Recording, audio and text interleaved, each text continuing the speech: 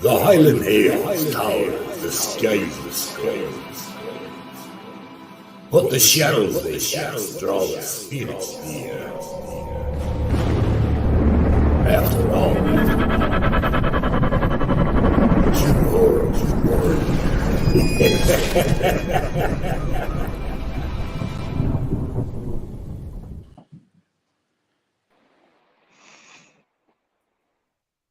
Welcome, ladies and gentlemen. It's Friday night again, and we're back. We're back from beyond the veil, as one would say. Do you know that trailer? Danny, I hope you're watching this, man. I hope you get better soon, because I know he wasn't very well. So that's the guy that does the trailer for us, and get better soon, Danny. But I would like to see all the people in the chat. Who have we all got in there? Let's have a quick look. We've got Sneh, we've got Phoenix, we've got Mystical Love. Yep. Right, welcome for coming, guys. We'll let it a couple of minutes to fill up a wee minute. But we are joined tonight by a very, very special guest. He had me and Dakota on his show, and it's none other than Nando from Portal to the Paranormal. See, I got your name right, Nando. When I made the thumbnail for this, it was the damn spell check on my iPad. Chris sent me the thumbnail, and I think, what was it that you called me? I think it was Nando or something like that. Manu or something, probably. Manu. It was a great thumbnail, but the name was wrong. I had to get thank you for having me on. It's fine. It's welcome, man. And I've been looking to have you back on because, well, never been on the show, but to have you on the show because you had me on your show, and I thought I would help you get your show out there, and hopefully people in the chat there will go and subscribe to your channel and everything. So, definitely, Drew, how are you? Down there below, you know, I've just realised Drew's in the wrong place, so I'm just going. Oh, so I am, yeah, that's right. Back to my pew. Our guest always sits down the bottom there, you know. But Nando, thank you for coming on the show. And how's things? Yeah, things are really good. You know, we're just getting ready for the Global Ghost Hunt event to kick off because we have our investigation next Saturday. But we're quite lucky because we've been asked to take part in another event with another team, so we're going to be collaborating with them as well. So yeah, we've got some good stuff coming up, and it's all fun. It's all great. Yeah. So Nando, can you? Some of my subscribers in there will probably know you. Could you tell us a wee bit about yourself and obviously your links and locations? You know, man, pump it out there, pump it out. Everybody subscribe out there. Go for it, man. Yeah, so we are Portal to the Paranormal. We are a UK-based team in Hampshire that we hold events for the public to come and join us and investigate a number of locations that we do.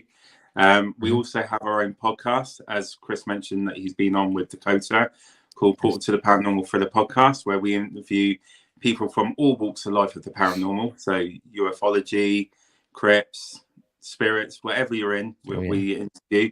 And you can find us on Facebook, Twitter, Insta, YouTube, all the usual places. Hey Neil, how you doing, pal? There's a man himself, Neil Story. Great guy. Welcome, Neil. How you doing, Neil? You feeling better, mate? We'll wait for him. But yeah, so you can find us on all the usual platforms, and you know, we just want to show people what we're doing, how we do things, and you know, and just have fun at the same time. Most important thing, enjoy what we're doing. Yeah. I must say, guys, you need to check out Portal to the Paranormal podcast because it's a brilliant show, guys. Honestly, go and watch it. Subscribe. You've got a YouTube channel, haven't you? Just subscribe to the YouTube. Put it in the chat. Yeah, I put it in the chat. Thank you, Drew. Honestly, you'll see some amazing people they've had on, especially. Where is he? Where are you, Neil? I've lost you there in the kind of darkness. On Facebook, Christopher. Press the ring button. Yeah. Welcome and share. We've got Neil Story, which has been on Nando's show, which is an amazing episode because I watched it and it was well done. And I hope you're getting better. With Neil, it was a great chat with Neil because of all the history that he brings along. He brings both parts. Like a lot of us, for me, you know, we do the investigations and everything, but Neil has a lot of stories that he's looked into, and especially when he was talking about how he got started, it was great. I really enjoyed the interview with Neil. I really don't know how he can remember all those facts. I don't remember yesterday. I was going to say that. How he can contain it all. It's unreal, you know. But he just about killed me with one of his stories, and I'm not going to mention it tonight. go and watch it. And I think it's about strange ways to die. He's got a wow. book out on that. I think it's Gruesome and Strange Ways to Die. And he was on Bonkers, and he mentioned it, and it was about a man that taken too many of these pills. And honestly, I see after that, I couldn't stop laughing. I just could not stop laughing. Neil, you're terrible. Well, it is a strange way to die. That definitely was a strange way to die, you know. So Nando, what's on your show? Have you got a show this week coming? You got a show this week coming? We've got a couple of shows coming over the next week. So tomorrow evening we have Bill Saven coming on. So excited about having a chat with him. He's been in the paranormal eye for quite a long time. Then we go to next Wednesday. We actually have the ladies of the Festival of the Unexplained, Rachel and Karen, joining me. We're going to be talking about the event coming up in September. And then Daryl Marston on the 13th of May. So yeah, we've got quite a lot going on. I'm excited. You know, it's going to be some great chats, and I'm definitely going to try and get down to England more this year, because there's an amazing events go on. We were talking about that before we went live, that there's a few events on in England this year. We'll definitely need to try and get down for. I do fancy going to that one. And we were saying it's strange because you usually interview people and you're now being the interviewee. Yeah, it's just a bit of a weird feeling. Usually I'm like taking control of the interview and doing the talking. Yeah. So I'm just waiting for you guys, and it's just like, wow, this is a little bit different. Well, we're quite laid back. You get a lot of people out there that will go right into things and start asking you intense questions and stuff. Where's Drew? Where's the torch? I can shine it in his eyes, you know, and ask him strange and intense questions, you know. But we're more laid back, and that thing that you're talking about going to England, I might actually consider that, because Neil Story's got to be there and Dave Schrader's got to be there, and I think that would be absolutely awesome to go to. The last chat that me and Neil had, we were talking about doing a bit of a dance off and a few whiskies. So you know, so it'll be a good laugh. The more people involved, I think. Oh, I've been trying to get down from last year and this year. I definitely want to get down this year to some of the events and meet other teams. There is there. What is it? It would love to see you over the border. There you go. I'll need to come over with my kilt on. You I'll be over. Don't you worry. It's always an event when a Scotsman walks over the border, you know. I'm definitely coming in September, so I'll definitely be there in September this year. Yep. Oh, that'd be amazing. That'd be cool. So Nando, obviously you're a paranormal investigator. Can you tell us about how you got into this kind of field? How did that all happen for you? How did you get into this crazy field, man? I think, you know, as you're growing up, I think a lot of people can relate. When you're kids, you see things that you don't really understand. Looking back, you know, I do remember seeing like my grandmother coming to me. You know, I remember vividly waking up and she sat next to my bedside. And then I had dreams of her coming to me, walking up a street where I used to go to school, and we were sort of walking up, and then, you know, I remember things like that. But as you grow up, you sort of forget those sort of things, don't you? And it's just like, you know, I think with society and everything, you sort of led to think it was like the make-believe friend that you had. So you sort of forget it. And then as growing up, I got with my wife, Sarah, and she was into the paranormal. And at the time, I used to call it, she was going out playing Ghostbusters with her friends, because it got to a stage where I didn't really believe it because of the TV shows. And, you know, sort of some things made me think it's not real. But the thing that really got me, you know, really into it, there was one night that I was sat in the front room and my kids were upstairs in bed asleep. Sarah was in bed, and I would stay up and watch a bit of TV. And do you know, like the big heavy wooden doors that got the handle that you really got to push down? So it wouldn't just creep open with a gush of wind or a bit of a breeze. The door literally flew open, and clear as day, my grandfather walked in, a full apparition of my grandfather, him wearing his hat like he used to wear. He was quite a dapper granddad, you know what I mean? Like Italian. And he literally come in and sat next to me on the sofa like he was really there. And people, when they asked me, they're like, "Were you asleep?" And I was like, "Well, no, I wasn't asleep because I've never run upstairs so fast in my life." You know, it was like, it was one of those moments that I wasn't expecting.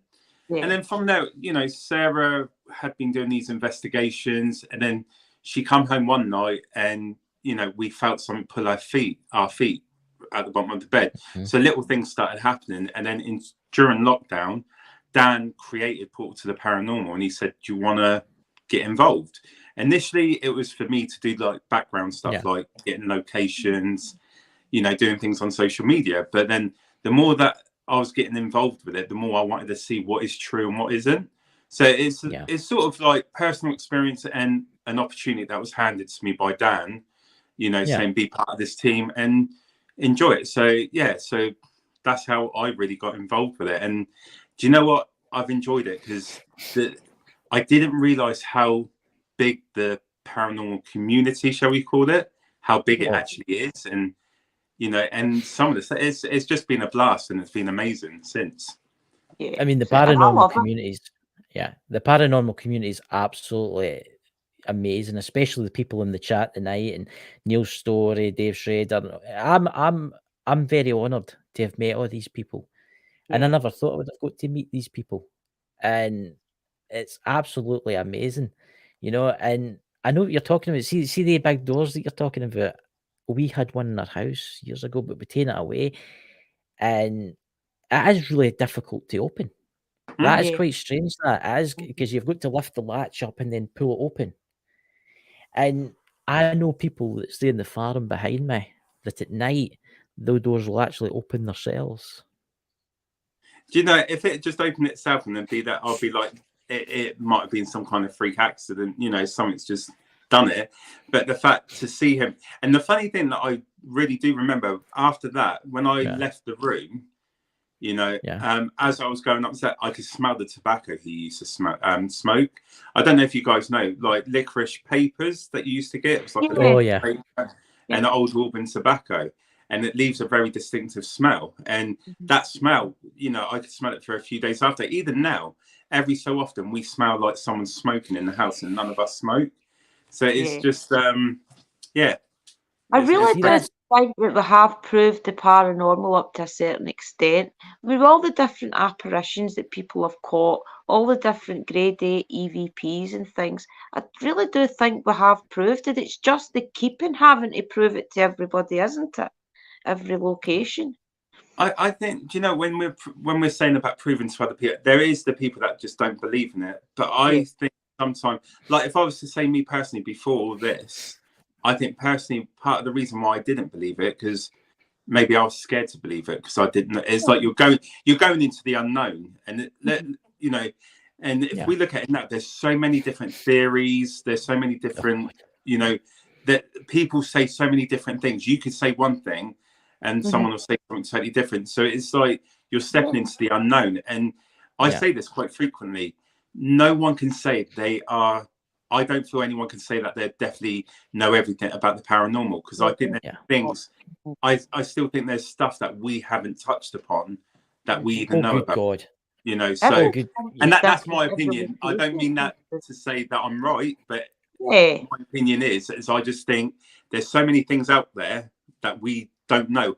I think we've just hit a small piece of the jigsaw puzzle. There's still a lot to put together to actually know more. There's so much. I mean, you think about what happens life after death. I get a lot of people, because I do this now, I've had a lot of people message me on Facebook and say, listen, my certain relations dying, right? And I want to put them at rest, Ken. I want to make them, what happens? And I'm like, see, that's the thing. I says, it's never really happened to me. And I've heard so many different stories about the light and how they come to you. I mean, Nando, what is your opinion on what happens in the end? What do you think happens? Well, firstly, I will say that the most honest answer you can give to a question like that is we're never going to know the definite answer until we do pass over. That's firstly. And, you know, and another thing that I would like to point out to a lot of people, everyone has the right to think what they want. You know, I think firstly, before I answer my opinion, it's an opinion, and we all need to respect what we're going to say different. But in my personal belief and things with what I've experienced, I think once you pass, you go to a better place. You go to like a place where you can just be, you know, who you want to be, and you get to choose to come back. And, you know, because, and the reason I say that, I've had situations like last year, I was quite unwell and I had a blood clot in my lungs. Wow. And it was funny because my wife, she was amazing. She was looking after me. But one night I was that ill, and apparently I turned around to her and said, "Don't worry, my nonna said everything's going to be fine." Now, nonna is Italian for granddad. Right. You know, so so I believe that they choose. I think spirits do choose to come back to when we need them the most, because it just happened to be. Even I had an operation a couple of days before, and the first thing I remember was sitting in the garden with loads of flowers around me with my auntie, and she used to love her gardening. Wow. So I do think once we're finished here, we don't actually, that's the end of us. I think spirits get to choose to what they want to do. I do think there's another life after death where they get to be what they want and do what they want. And that's my opinion. Yeah, mine is similar. See, that's quite interesting. See that. So, what's your opinion? I'll use that word. What's your opinion when it comes to spirits that have maybe stuck here? So, spirits that are stuck here. And again, I don't claim to be a professional or know everything, but what I've learned and what I've stepped into, I think spirits that tend to be stuck here is, I believe, if they've had a tragic death, an unexpected death, for example. And I think some of them may be stuck here because they don't realise that they may be dead. Yeah. So we can be talking like residual energies that are repeating the same thing over and over again because they don't, that's the last memory they have and they're just repeating it. Do I believe that some of them need help? Yes. And I think that's where you get the people that have the ability to, you know, maybe help them, you know. But yeah, I think it's because they're either, and the other thing, they got unfinished business. So they haven't done what they wanted to, or they haven't had the opportunity to smooth things out with a loved one, for example. And, you know, and they don't know how to move on. Yeah. See, before the show started, you were telling us a story about that little girl. Could you tell us a wee bit about that? Because I found that, when you go. So we, as a lot of people know, we do public events where we invite people to join us at locations. So we were at a location in Portsmouth in Hampshire called Murchison Hall. So me and Sean were together doing our own thing while the other teams were doing their bits. And we were upstairs and we were doing call outs. And we got a young lady's voice come through the spirit box. And when communicating, we were drawn to be outside. And so we decided, you know what, we're going to stop for a break and then we're going to go and do some bits outside. So we went out and there's like this footpath and we got 3 of the people to do dowsing rods. Now, dowsing rods, you know, I know they could be easy manipulated to do what you want. But it was quite funny. A lot of the questions, the 3 people were getting the same responses, like nearly immediately, which I found quite fascinating. So, you know, because they don't know, if they're making them go in and out for the yes or no answers, they wouldn't be doing the same one straight away. It wouldn't go the same direction. So we're asking questions about, you know, what happened to you? Are you a girl? Yes. Were you murdered here? Yes.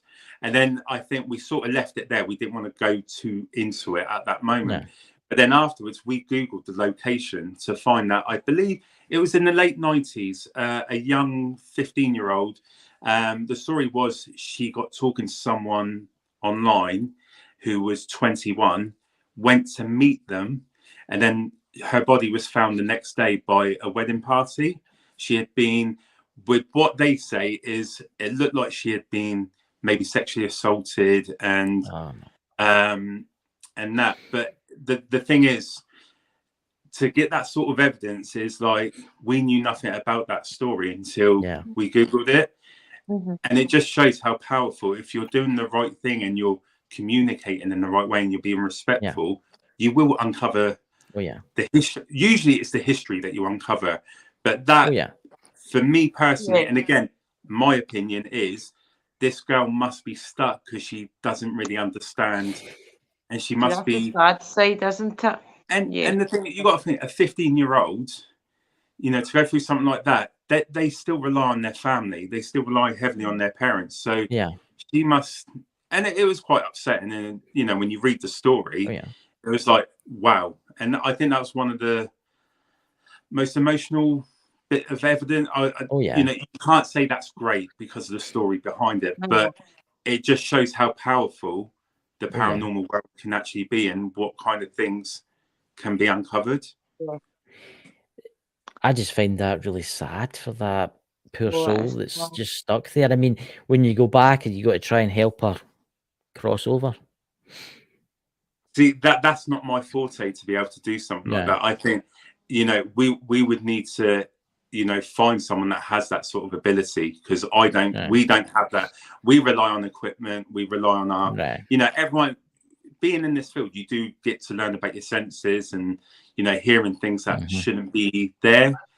But something like that, you know, it's a hard one. You know, I would say if we had someone that could come and do something like that, then maybe that's what she needs. Because like we were saying, some spirits, I think, are still here because they need that help. They need that to tell their stories so they can move on. Yeah. But then again, see, that's a good point. I mean, then again, because you've told that story and what's happened, that person could have crossed by now. Could release that. Yeah, that's the thing. No investigation is the same. Yeah, I think depending on, you know, there's some location that there's so much history that goes through a location. There's so many different stories to uncover. You know, one day you can be dealing with a spirit that, you know, was a former police officer in a building, and then and the next time you go back, it could be totally different. I just think the most important thing about the investigation is just, you know, ensuring that you document what you've picked up, and then you can relate to it further down the line when you go back to these locations. But yeah, some of the stuff that you get is amazing. Like I said, I didn't heavily believe in it like I do now. So I'm not one of these people that, firstly, everything that happens is paranormal, because that is not true. You know, you know, it's like you got to be prepared to, you know, sometimes you think you've got something and it turns out it So is where not. were you then when you realised that it was real? Can you remember? What for me, so one of the things that, you know, that I thought, wow, this is real, when we're talking about actual physical contact, or, you know, with equipment. So me and Luke, another team member, we were doing an investigation at Manor Farm in Southampton. And at the back there is an old church, and it's got a graveyard and everything. And we were doing, it was just really simple, and we put it on TikTok as well, but we were just doing a simple call out with the spirit box, and we had a cat ball on the middle of the altar. Now in front of us there's actually like a rope, so you can't actually go, you got to sort of lean over to get your stuff. But as we're talking, the phone we were recording, you actually see something knock, and then suddenly the cat ball just moves across the table. Wow. It literally just moves across, and then all you see, bless Luke, his face sort of like, whoa. And because he's quite new to it as well. He's quite new to it. He originally just did it because he wanted to do some filming for his portfolio, because he's a photographer and a filmmaker in a way. But then he's got really involved in it, and that was quite like a wow moment for us. I've not had my wow moment yet. I can't don't worry, Drew, it's going to come to you. Yeah, I know. Go for a damn dungeon or something. And that's amazing, I think the other one for me, personally, my name's quite unusual, Nando. So with the spirit box, you know, you would get a number of things come out, but the last thing you would think is my name to come out. So we were at Bursing Brickworks, an old mill, you know, where they had a load of workers, and we were sat down, and it was me, Dan, and Luke, and we were sat in the set, and nothing was happening at all. And we had the spirit box in the middle, and then suddenly my name come through, clear as day. And I was like, wow, like, that's great. That's great. I'm ready to go home now. That's it. You've done enough for me. But yeah, I think for my name to come through, which is quite an unusual name, I just thought that was quite a cool bit of evidence as well. See, I love evidence like that. There's nothing better when you're sitting somewhere and the spirit box says your name or something. I mean, I've got a unique name. My name's Andrina. So when it comes through the box and things, there's nothing can dispute that, you know. I think that is the best evidence there is. It was great. I think that was a cool bit of evidence and I think the thing is, when you ignore, you know, at that moment nothing was going on, so we just started talking amongst ourselves. And for me, that's a symbol of saying, oh wait, there, you're actually here to see me. Don't be going chatting. Don't be going chatting your waffle over there. I'm still here. And I think that was an indication, a small indication, that the spirit wanted us to know that they are actually there. You know, so you know, sometimes diverse and have a chat amongst each other, talk about stories, and the spirits react to it. You know, because you're still building energy. You're still, you know, and then they're like, oh, I'm being left out here. So I've got to do something to draw the attention back in. Spirits maybe look forward to people coming and visiting, or when people are there, they maybe really enjoy it, you know? Yeah, I think all spirits are different. Some spirits want to communicate. Some spirits, because of maybe something bad's happened to them, they're more cautious. I do believe spirits know what they're doing and how they want to do things. I don't think they're stupid or... You know, I think they're quite intelligent, and it just depends on the kind of person they were in life. If they were quite shy and timid, I think they cross over to be the same thing in the afterlife as well. So and I think a lot of it's about building trust with locations, and you know, you can't go in and think that they're going to give you everything. They need to you can be trusted. I've just got to say a couple of things. 24 minutes into the live, around about 24 minutes, when you were talking about the man on your back, I heard a voice saying yes. It was agreeing with you, Nando. I'm wearing headphones. Obviously, you guys are different. I don't know if there's anybody in the chat heard that, because I've got my headphones cranked up quite high, because I'm getting older than death, so I have to turn it up quite high. Mystical self-correct. Yeah, it's just when Nando went, you were talking about them answering back. There was like a yes. All right. Yeah. So I don't know if it's something that's following you. Ooh. Let's not start that one, Chris. Let's. What do you mean? If anything's there, stay where you are. Have you had anything follow you? Do you think? That's a good one. Have I had any? Me personally, no. The only thing that I can recall, my wife went and did an investigation, and this is before she actually joined the team, and she went with her sister and I think another friend of hers, and the night they come back, both of the boys were all three boys were actually in bed asleep, and we heard running across the landing. So straight away we go upstairs to have a look if, you know, what was there. Nothing. And that was the same night that we both had our feet tugged, like someone had tried to pull us down the bed, like a small hand. And it was funny because it seemed to have come after she went to this location.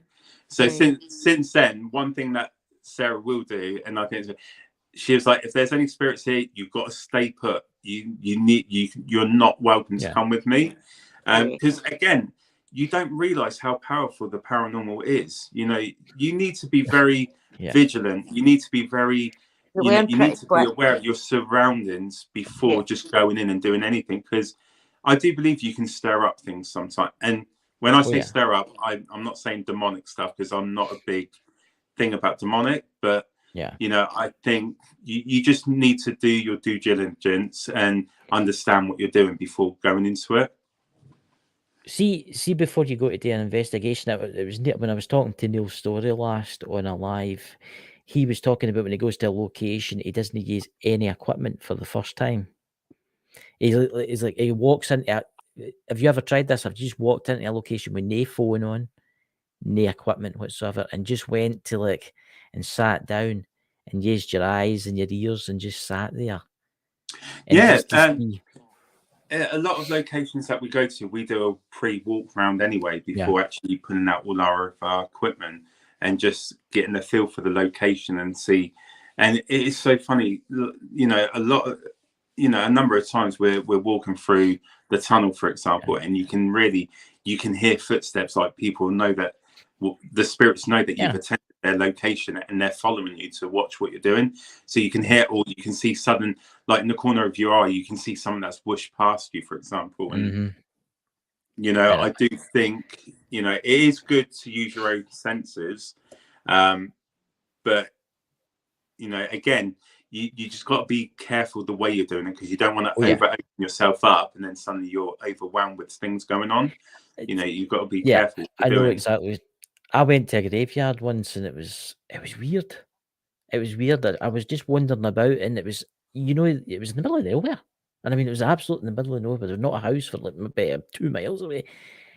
But it was weird. It was, you felt like you were being watched. It didn't matter what you did. And I don't know. I never done an investigation there. I maybe need to go back there and do an investigation, because it didn't feel friendly. And I started getting the warning, you know, the warning kind of feeling, and I left. And have you ever investigated any like graveyards or abandoned churches or stuff? Yeah. We've done graveyards before. There's one just up the road from us, and it's got a mausoleum. And you know, we uncovered what I think was, and I think Sarah that was there, and we had the opportunity to investigate with Brian John Laverty and from Lex Paranormal. That's right, I think, isn't that? Yeah. And I think we really did uncover a love story between a husband and wife. And was that the one with the flashy balls, and they had them sitting in the right. And that was brilliant. And when people get to see that, when Brian releases it or Lex releases it, you know, the story it confirmed about the man and wife, and that they were together, and it was just like, it was such an amazing piece of evidence, and you know, to uncover their love story, it was great, you know. So that was a great one at the mausoleum. And like I said, just over the road from it is a graveyard as well, where we've investigated and we've had things come through, spirits come through, you know. So if I dash it, and then we'll go to some questions in the chat. If any want to ask chat any questions, guys, please put it in capitals, so as I know if you want to ask questions. What's your favourite bit of ghost hunting equipment? I've got to be honest, my favourite one is the cat balls. It's not even designed for... You like playing with the balls? I like playing with... I like the balls. No. I like... I can't believe you said that. No, I really do like the cat, because one, is not purposely built for the paranormal. Firstly, so it's not designed for a paranormal investigation. It's simply a toy for a cat to flick around. But I've got to be honest, some of the responses that I've had from using the cat balls have been really, for example, we did an investigation at Nuns Cross Farm in Dartmoor, and the story of this place was the land was bought by a husband and wife to work the farm. One day the wife had gone out to tend to the animals, and she had disappeared. A couple of days later, her body was found in the river. And to this day, they never actually uncovered what had actually happened to her, like the cause of her death. Well, anyway, so we went there, we slept at the location. And one, it was like the coldest location we've ever stayed in. It was absolutely freezing. It was horrible. But I went outside on my own, and I literally set up the camera and I put a cat ball just next to the camera so people can see it. And I think I asked a few questions. One of the questions were, are the Hoopers here that once worked and lived here? Are you still here? Immediately the cat ball went off. And then my next question was, can you tell me which one of you are here? Is it Mrs. Hooper? The cat ball went off immediately. See, that's... You know, and to be clear, I made sure that the cat ball was in a position where the button wasn't being pressed by anything, so it was facing up.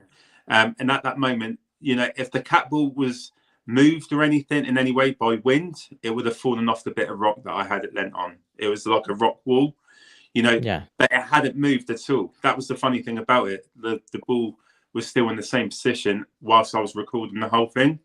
And I, again, another piece of evidence that I thought was a great bit, and I do like using the cat. I do like using the cat balls.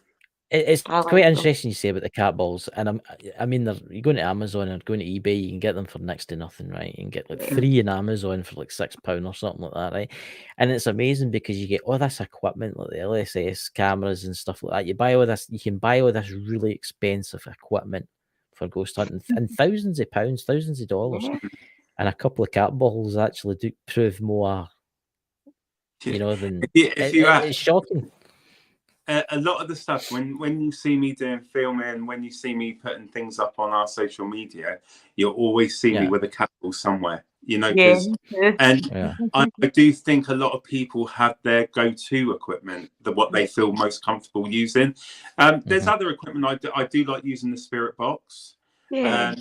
I'm not a big fan on mobile apps. I've got to be honest. I think mobile apps, you've got to be very careful, and you really got to look into what app that you're using and how it's designed to do things. The only one that I would say I'll be on the fence on is Necrophonic, because you can actually turn off all your mobile data and everything, and we've still had responses come through. Even down in Hampshire, we got Fort Whitley, we got the Fort Tunnels around Portsmouth. And when you go down into the tunnels, there is no signal. Our mobiles don't work. So in hindsight, equipment shouldn't be working down there because there's not anything, and it still works. We've had things come through and tell us specific things. And I'll give you an example. We had a gentleman that joined us, and we were walking down the tunnel. And I love this because of the story behind it. So the first thing he said to me, he looked at me, he goes, "Look, I don't believe in any of this. I'm just here for my missus and her mum." Right. And do you know what? I was like, do you know what? Fair play to you. Thank you for coming. Thank you for trying it out. So we were stood in one of the side tunnels, and we were just doing a call out. We had Necrophonic on the windowsill. And we were just asking questions, and then stuff started coming through saying, "I'm here, son." We didn't have a clue what this was where this was going. Okay, who's your son? This guy's name come through, and then he goes, and I didn't establish his name straight away because it was like we were just getting into it all, and he was like, "That's me," and we turned around and goes, "If we put him in the room on his own, will you still communicate?" It said yes, so we put him in the side room where we could still hear him. And I was like, "If you're this gentleman's dad, can you do something?" As I said that, the guy said he had a hand touch him in the back of the head. Wow. Now, to make it even, it was more amazing that this man coming through started saying the gentleman's girlfriend's name that he had never met because he had passed away before he got with his girlfriend. Wow. The sister's name. And he was like, "Son, think about what you're doing, and I'm always here." And I felt for the guy because he come out and he was in tears. They had to take him back into the coffee area, and his girlfriend and her mother were like cuddling him. And he comes to me at the end of the evening. It was like, "Didn't expect that. That was absolutely amazing. I'll be back." And I think the story was beautiful, but the fact going from "I don't believe in this" to "I'll be back and I'll see you soon," I thought that was quite cool. So I'm just going to say this really quick. At 37, there was a voice, and at 38, there was as if it was a man's voice, and he was agreeing with you, Nando. Wow. I think weird because everything I've been on all week, getting voices through. They're everywhere right now, communicating through the live stream. Nando. They're all around you, Nando. The spirits know how they can communicate, though, so they're getting used to coming through the live streams and things. I think a part of it is if you're very respectful to the industry and the way you do things, people the spirits are gonna know if you're a genuine person or not, and they're gonna come through. Like I do believe anything can happen at any time. It's not set. I know some people say, "Oh, we got to do this on the witching hour," and because that's when I don't necessarily believe in that. I think if the spirits are going to want to do something, they're going to do it whenever they want. They're going to choose do it. Does That's make a it good point. stronger certain times of the day, the month and things. It does make it stronger certain times of the year. Of course, October, the veil's really thin. But it doesn't mean that you can't communicate with them all the time, you know? Mm. See, that's I find that interesting because hey, Danny in the chat there, it's good to see you, bud. But Danny. there's I mean, people say, oh, you should always go out at night. You should always go ghost hunting at night. Aye, you should go ghost hunting at night. But see, if you go out during the day, it's actually surprising what you'll pick up. Oh, yeah. Because look at that hall, that Carmichael Hall that I went to, Drew. Yeah. And I was just taking random pictures. Random, there was the tower, and I taken a picture of it. Didn't think anything. And I sent them to a friend of mine, and that was like maybe 3 o'clock in the afternoon. And there's a spirit looking out of the window. And I'm I like, agree with you, Chris. I think it doesn't matter the time or day.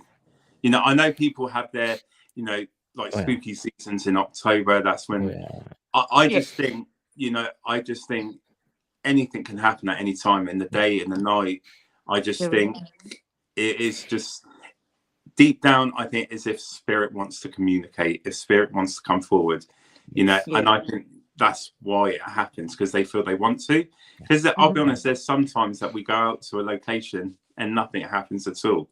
It's like literally like nothing's there, you know. So But that's evidence as well, though, I think, because you're not always going to get the spirits on point every time. Sometimes they're not there, and then you go back next time and they are there. So it proves it even more, I think, the spirits.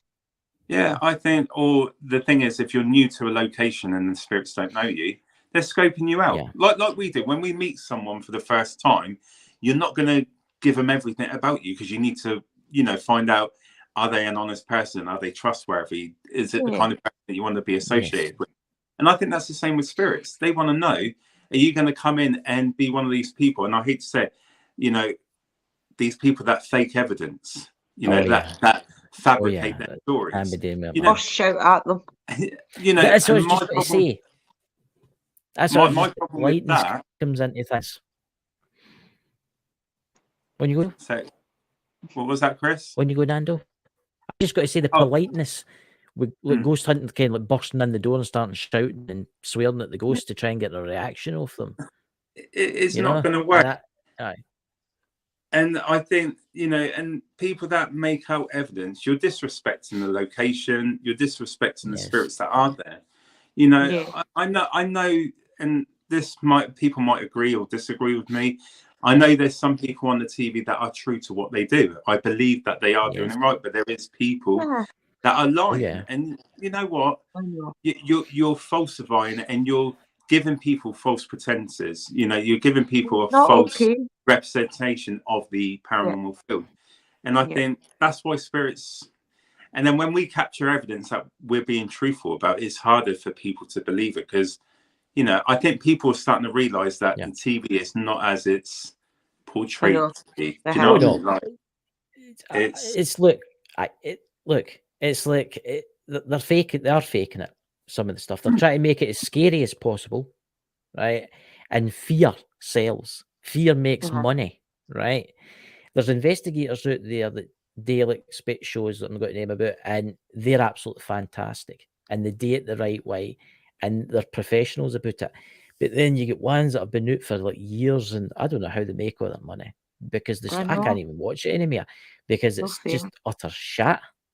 And it's there's sorry about my swearing, but there's people out there that like ghost hunters like you, Nando, and there's people out there that are actually doing a really good job, and these are not getting like many views. But then there's people out there that are faking it.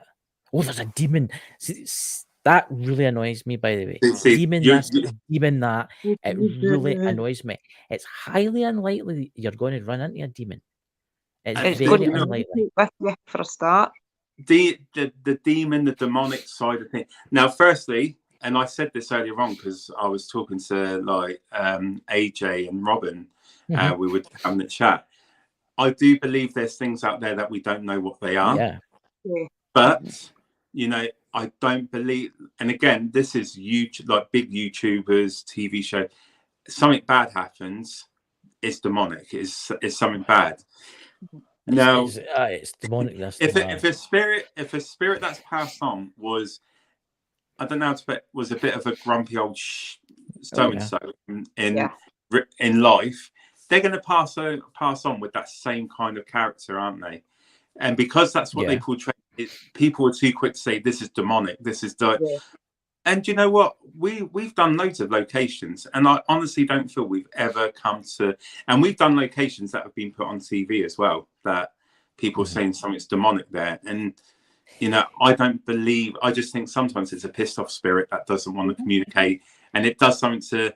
You get something come through the spirit box saying "f off." Or, it's like it's like if somebody does like say there's two YouTubers, right? One YouTuber says, been to this haunted location, done a spirit box, got a reply, nothing much seen. He'll maybe get like maybe 20 or 30 views, but then if somebody says, oh, demonic spirit, so it came to kill me and it was demonic and it was blood scooting its eyes and stuff like that, and there was cupboards were cheating, cans were chucked at them, and the mad noises, they get about 1 million views. I know. And it's crazy. It's stupid. It's madness, because there is people out there that do a fantastic job, like people in the global ghost hunting and stuff like that. There's people there that are doing an absolute fantastic job. And then there's people that fake it, and see the fakers, it really annoys me. Because I know Lex for Lex Paranormal, he goes after the fakers. I'm actually trying to get, if you're watching this, Lex, thank you, message you. But I think Lex is brilliant, because he goes after the people that fake stuff. And see the faking is destroying a lot of credibility in the paranormal field. I will say that. Yeah, it's a shame, because some of these locations have really good, really good sort. You just got to build. It's like with anything in life. When we meet people, you've got to establish a relationship. You've got to build on a relationship. It's not something that happens overnight. It's like when you start seeing someone, it's the sort of the same thing. You build a relationship to trust, and that's what people need to realize when you're going into these locations. You need to, one, go in with the right mindset, and two, just be a bit understanding. Sometimes spirits don't want to communicate, especially these locations that are getting heavily investigated. I like a saying that my wife says, and I quite like it. They're not performing monkeys. It is true. We got to treat, just because they're crossed over and they're in the spirit world, they're still people at the end of the day, and we got to treat them like people and respect. And I think that's what sometimes missed, like going in there with like the big I am, pumping your chest out like a gorilla and saying, I'm here, you're going to do this. That ain't going to, I was going to say another way. I wanted to be nice about it. I don't want to be, but you know what I mean? You just got to be. Parents must laugh. They must laugh at half of them. yeah. It's like something I learned, with Brian, when we did an investigation with Brian John Laverty. He introduces himself every time, and he will introduce every individual around him, and you know what, we do that as well now. Because you're learning every day. It's like, this is a learning industry. You learn something new every day, and I didn't tend to do that, but now we introduce ourselves, and we did one with the whole group, and we're like, set off the cat ball when you hear the person's name that you want to talk to. Nando, this, that. And then we got to a third person, and the cat ball shot off, and it was just like, okay, you want to talk to this person?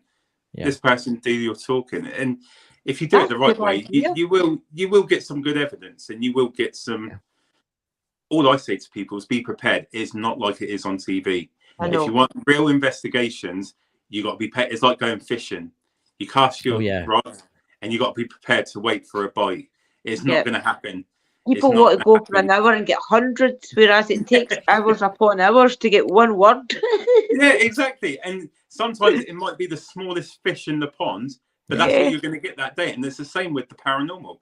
You might get the smallest piece of evidence, but that's all you're going to get. And that's got to be enough. And then you just go back and build on it. And, and just hope for the best.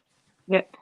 If I had to say to you, Nando, you could have anywhere in the world, go anywhere to any locations, you had 3 choices, what would they be?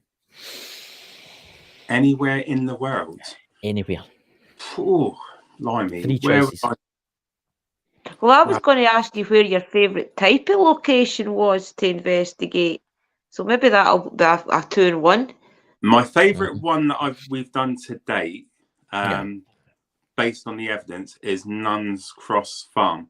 with I've heard I about think that. I think I managed to communicate with the Hoopers that used to live there. Right. I thought that was quite cool.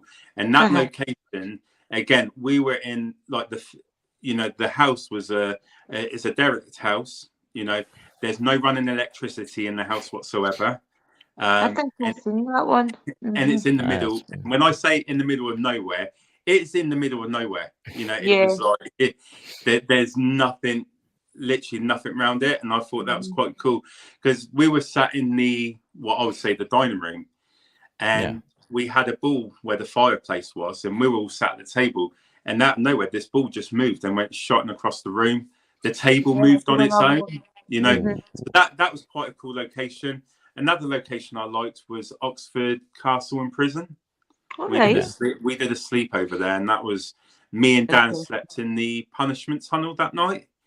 And I kid you not, there was something in that prison with us all night. And the thing with me, I still get quite nervous about things, and I'm like, Dan, if I'm going to sleep in there, you're going to stay up for me for a bit, just to make me feel comfortable. Yeah, so we set up our beds, and I was like, Dan, you all right, mate? He just went to sleep, the sod, didn't he? And I'm like, you arse, because they locked us in from the outside as well, so they actually locked the door, so we couldn't get out either. So that was quite an experience. If you'd pick one location on Earth where you would love to go, but you'd say that's not really been ghost hunted, where would it be? The Dolomites in Italy. I would love to go there. Yeah. I think if you look at that location, if you have a look at the location as well, when a lot of the people died, they didn't have the funding to bury people properly. And to this day, there's still skulls of people that have passed on and you can actually walk underneath it and see, I think that would be that there's a lot of history. There's a lot that I think that would be an amazing place to investigate. Another place, not so much the paranormal, but again, you hear a lot of stories, is actually the Loch Ness Monster. I've got a thing about it. Again, it's one of those stories. There's so many different theories about it. I just it would be great. Is it real, or was it something that was just to get tourists to come over and I know. What is it? And it's an amazing place anyway, though, up there, isn't it? It looks lovely. It looks amazing. It's not that you've got Alistair Crowley's house there. Yeah.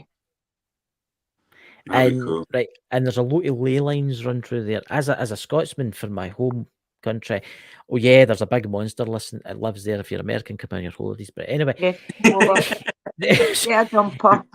I know people that have seen some strange stuff there, but I know people that have seen more spirit activity there than the monster itself. I know people that have been to the castle there next to the loch itself. And it's eerie, really haunted, and I mean extremely haunted. And it's not that there's a lot of ley lines run through Loch Ness that people don't realise, and that's why I think Alistair Crowley bought the house up in the hill. Why he picked that location, And obviously his house burnt down, but you can actually sneak in. I know people that have sneaked in like explorers and stuff like that, and it feels really, really weird. Yeah. They're actually rebuilding it. They're actually thinking about rebuilding his house. And I think that would be an awesome place for an investigation. Where you go, Nando, we could send you in a wee rowing boat. If you ever come up, Nando, definitely let us know, and we could definitely do all that together as a meet up. We can do that all together. It would be great. It's just one of those, with the Loch Ness Monster itself, it is, again, one of those stories that's been so heavily televised over the years, and we're going back years and years. There's so many documentaries about it, and again, with the documentaries, with the people's evidence, a lot of it's been debunked that people are faking it just to try and get themselves known. And it would just be great to see what evidence has actually been found, and just trying to work out what's real and what's not real. See, there's quite cool. See, there's a lot of lochs near Loch Ness that's actually got other monsters in it that not many people talk about, and like the Kelties and stuff like that. People don't talk about them, because it's no famous like Loch Ness is. And Yeah, the myths and legends. you should come up to Scotland, man. We'll go a tour of Scotland. We'll go to Loch Ness and say, Definitely. I think it'd be awesome. Let a little trip up to Scotland, have a little Yeah. investigation, go to some of the locations that you've investigated, and just see what we can uncover. But I think that's the best part of the, something that I'm starting to really enjoy about the paranormal is collaborating with other people. Like I said before, we got to work with Lex, we got to work with Brian Laverty. We're going to be doing stuff with the Patrol Paranormal, who are based in Brighton.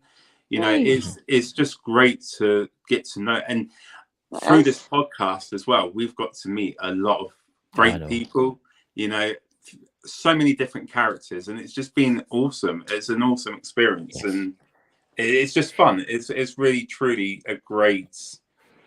It's crazy. A lot of people might think it's crazy, but it's one of the best industries to be in. If I'm honest, it's just like speaking to the spirits. I love to hear all the different stories and things. I would love to get a full story out of spirit about from when they were born right up to when they died. I would love to get the full lot. I mean, have a cup of tea. I will say this: the community we're in, the new, is an amazing community. Everybody in the chat there, because there's a lot of new people in there that I've never seen before, like ghost hunters and stuff like that. Because we've got 19 people watching, we've got 10 people on YouTube, and then we're close to other networks. We've got another 9 people, and I must admit there is a lot of good people out there, and there's a lot of good investigators out there. And I will say this: see people that fake stuff, it really annoys me. We really need to get Lex, get him a big badge, and get him to arrest them. Lex is on patrol. People, watch what you're doing. He's on patrol. Yeah, I think you're right. It is a shame, and it's one of those things that we're not going to be able to change. And what's important for people like us, like Portals to the Paranormal, we just continue what we're doing and doing it the best way we know to do it, and being true to ourselves. And then, it's not about us getting a big, wide audience. It's just enjoying the hobby that we're doing, because it is a hobby at the end of the day. That's the way I look at it. There's something that you love and putting out to other people. And people that want to join in and find out more than welcome to, come on an investigation with us, join us on our podcast. I always say with every show that I do is get involved. If you've got a question to ask your question. There's no stupid question. Well, there is some stupid questions that people ask, but you know what I mean. It would surprise you, the amount of questions that people send me. Oh yeah, some of them are just some of them get and I think the great thing about it, we're all learning from each other. That's the biggest thing. We're learning from other people, and everyone has different ways of doing things, and just embrace it, enjoy it, have fun with it. Yeah, definitely. So, Nando, nearly the end of the show. Got a couple of announcements I need to make after this. Nando, where can everybody find you? I've got all the links below this video. If you click the wee X icon and shut the chat, you'll see an arrow. Just click on that, and all Nando's links are in there, guys. So, but where can we find you? Check them out, guys. Remember, not on YouTube, Facebook as well. Yeah, we're on Facebook. I think that's where we're most popular at the moment is Facebook, because that's how we started off. So you'll find a lot of our events, content, everything that we're doing on there. Plus I think everyone knows us quite well for our podcast now.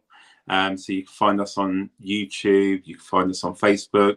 We have a TikTok page, we have Instagram, Twitter.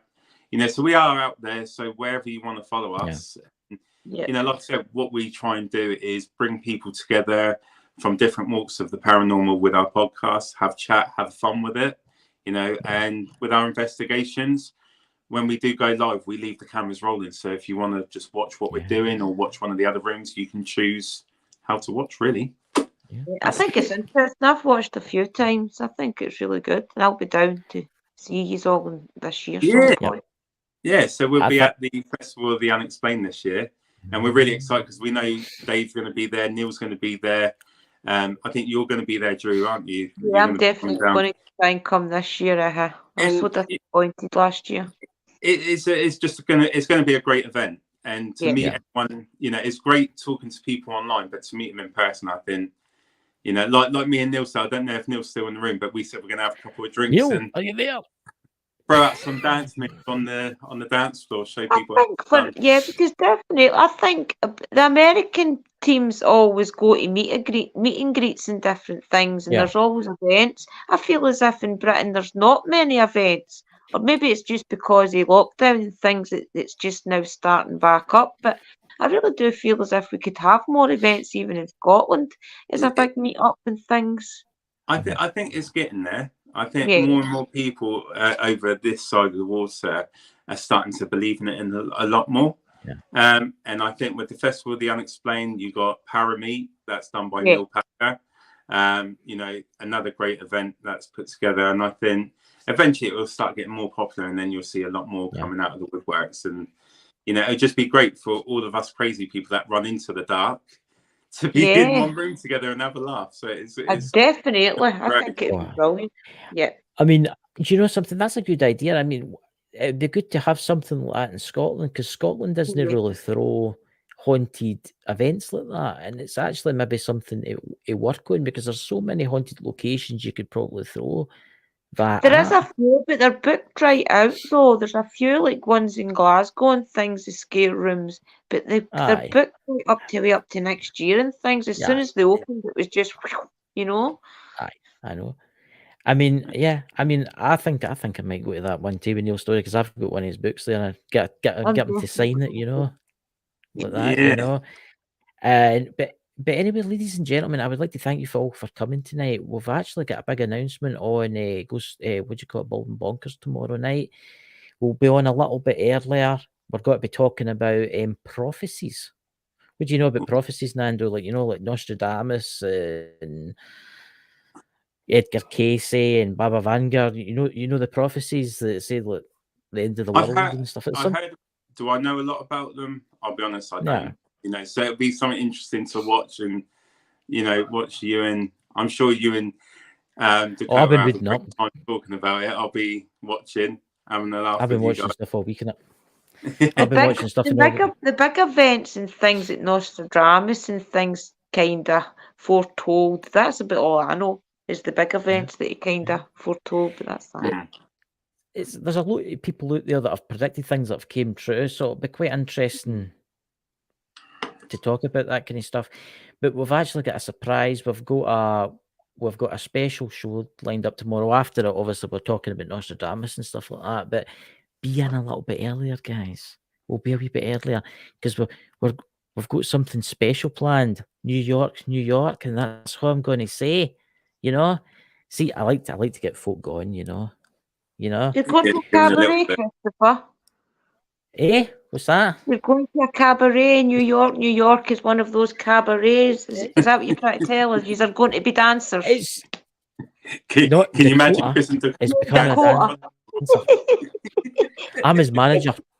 I'm Dakota's manager. He's got the full dress. He's got to be doing the show Cats. He's dressing up as a big cat. He's got to be jumping about. You know? Can you imagine Dakota dressed as a cat? You know. But ladies and gentlemen, I would like to thank you all for coming tonight, and thank you so much, Nando, for coming on. And we'll maybe get you back on sometime again. It's been fun. Yeah. So we'll talk to you behind the scenes, Nando, and everybody have a fantastic weekend. See you all tomorrow night. Bye, everyone. Blessings, guys. Thank you for joining us on this exciting adventure with Ghost Squad Scotland. Our team of experienced ghost hunters use the latest technology to explore the paranormal and uncover the truth about the unknown. Don't forget that we're affiliated with Spirit Shack, the UK's premier ghost hunting equipment store, so you can trust our equipment to be top-notch. Plus, we have exclusive Ghost Squad Scotland merch available on our Zazzle store, so you can show your support for the team in style. And if you can't get enough of our ghost hunting adventures, be sure to tune into the Bald and Bonkers TV network to catch our show in action. Content creators can even have their own content syndicated on the network, or create their own custom online TV channel by visiting baldandbonkers.net. Thank you for your support. And remember to always keep an open mind as we